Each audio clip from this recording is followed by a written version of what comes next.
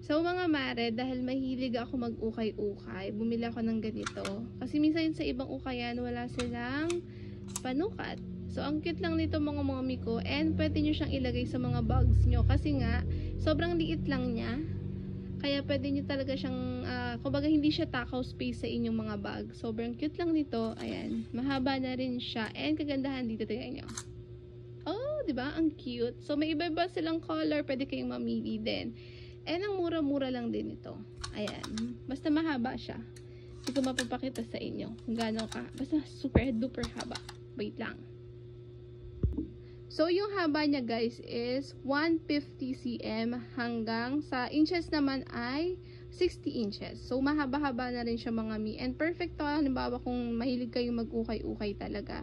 Kung kailangan niyo ng panukat, emergency, ayan, pwedeng-pwede to. And, ganyan lang siya. Diba? Ang cute. Sobrang liit lang. Pwede nyo itago sa mga bags nyo.